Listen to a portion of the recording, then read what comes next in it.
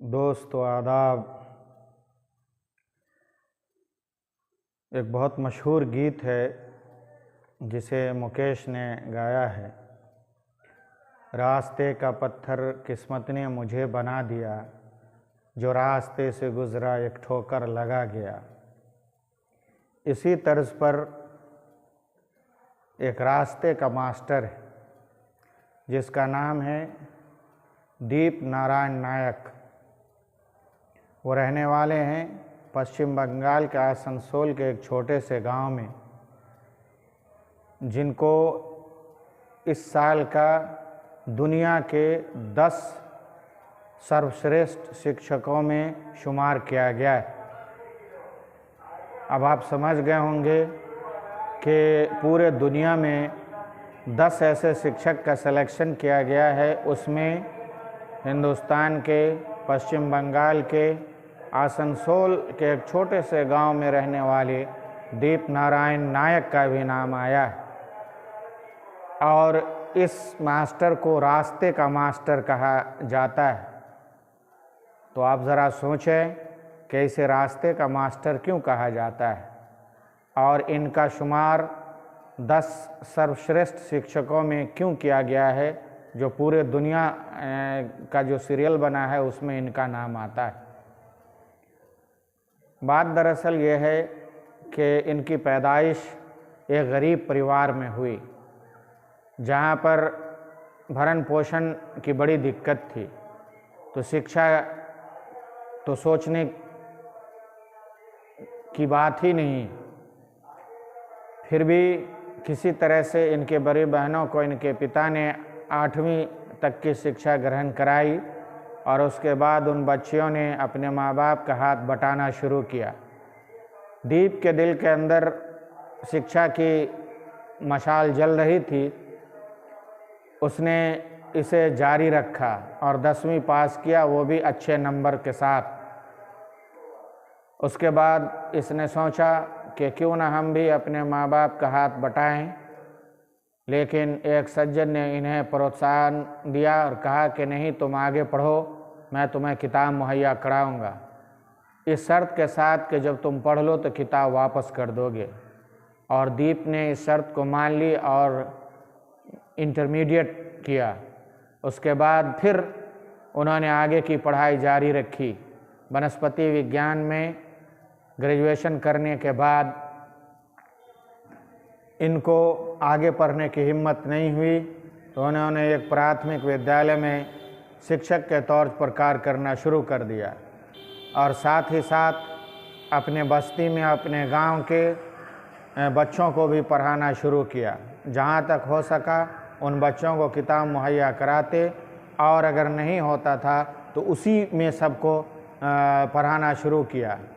देखते देखते जब देखा कि गांव का माहौल जो है वो बेहतर हो गया है, शिक्षा ग्रहण के लिए आतुर है और उसे लगता है कि हम यहाँ पर कामयाब हो जाएंगे, तो उन्होंने क्या किया कि बस्ती के अंदर जो मौजूद घर था उसके दीवारों पर, यानी सड़क साइड से जो दीवार आती है उस पर ब्लैक बोर्ड बनाया और वहीं पे खड़े खड़े पढ़ाना शुरू कर दिया।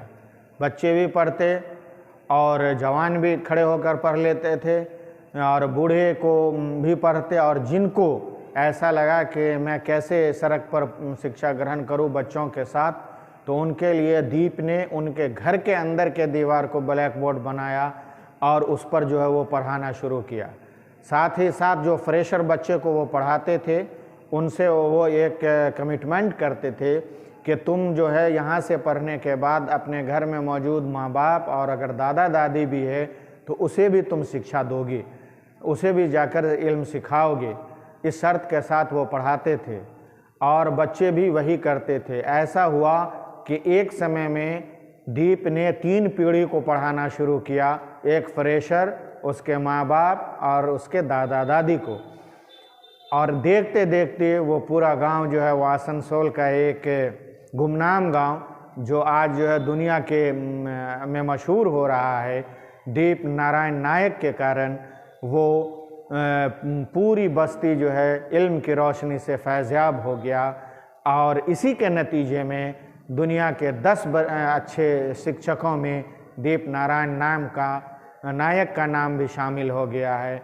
हम और आप उनको रास्ते का मास्टर इसीलिए कहते हैं, या उनके बस्ती के लोग कहते हैं कि उन्होंने सड़क के दोनों किनारे वाके घर के पिछले दीवार को ब्लैक बोर्ड बनाकर इल्म की रोशनी जो है उस बस्ती के अंदर जगा दिया, और जिससे ऐसा हुआ कि आस पड़ोस और उस गांव के सभी गरीब बच्चे पढ़ने लगे। और ऐसा हुआ है कि 10,000 बच्चे ऐसे हुए गरीब शिक्षित हुए हैं उस एरिया के, जो इंजीनियर भी बने हैं, उसके बाद टेक्नीशियन भी बनने हैं डॉक्टरी के, और कला में भी वो ऊंची डिग्री हासिल कर रहे हैं। तो ये सिर्फ और सिर्फ अगर देन है किसी का तो वो दीप नारायण नायक का देन है, कि जिसे रास्ते का मास्टर कहा जाता है।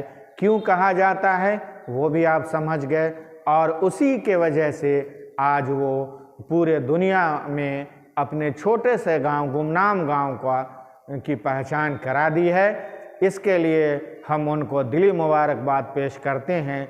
और हम आप जो शिक्षित हैं और उनको लगता है कि हमारे कुछ करने से समाज का कुछ भला होगा, तो आप भी एक कदम उस ओर बढ़ाइए। आपको भी ऊपर वाला शक्ति देगा, और जब आपको शक्ति मिलेगा तो आप आगे बढ़ते रहेंगे। इसी आशा उम्मीद के साथ आज की मार्मिक कहानी जो मैंने आपके बीच रखी, उम्मीद करते हैं कि आप इससे ज़रूर फैज़याब होंगे, अपने लिए भी और समाज के लिए भी। बहुत शुक्रिया।